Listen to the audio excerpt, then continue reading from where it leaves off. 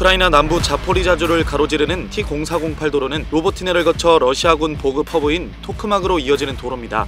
우크라이나군이 반드시 뚫어내야 하는 경로죠. CNN 방송은 우크라이나 제47 기계화여단 병사들의 목소리를 통해 이곳에서 얼마나 처절한 전투가 벌어지고 있는지 소개했습니다. 미국이 제공한 M2 브래들리 보병 전투 장갑차를 타고 최전선으로 병력을 실어 나르는 이들은 T-0408 도로를 지옥으로 가는 길이라고 이름 붙였는데요.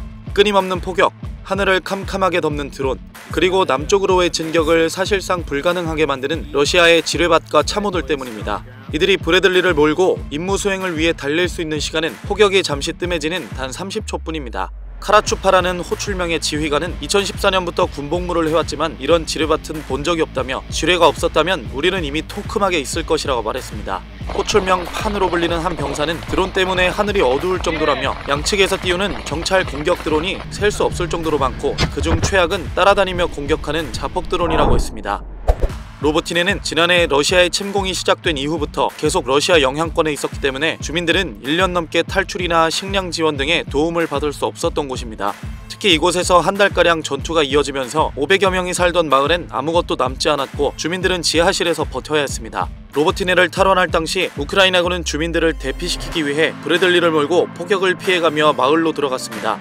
한 여성은 고양이를 안고 있었고 한 남성은 전쟁 전 평생 동안 돈을 모아 산 차를 2대의 브래들리 전투 차량 사이에서 몰고 탈출해도 되겠느냐고 물었지만 결국 차는 버릴 수밖에 없었죠. 카라추파는 러시아군은 민간인이 죽거나 말거나 신경 쓰지 않고 포격했다. 브래들리에 오르는데 포탄이 날아왔다며 브래들리 덕분에 빠져나올 수 있었다고 말했습니다.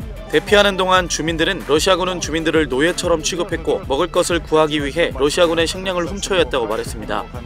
CNN은 카라추파가 브래들리가 없었다면 아무도 살아남지 못했을 것이라고 말하며 브래들리가 견뎌낸 포탄 자국을 보여줬다고 전했습니다. 이어 이 장갑차의 유일한 단점은 수킬로미터 떨어진 곳에서도 들을 수 있는 휘파람 소리, 즉 특유의 엔진 소리라고 말했는데요. 그러나 이러한 휘파람 소리는 러시아군에게 곧 우크라이나군의 공격이 시작될 것이라는 공포감을 심어준다고 했습니다. 이러한 효과는 최전선에서 진격하는 우크라이나 보병들을 안심시키는 이점도 있다고 덧붙였죠. 한편 우크라이나군이 로보티네를 넘어 베르보베 방면으로 방어선을 뚫기 위해 공세를 펴고 있는 가운데 러시아 전투력이 첫 침공 때의 절반으로 감소했다는 분석이 나왔습니다.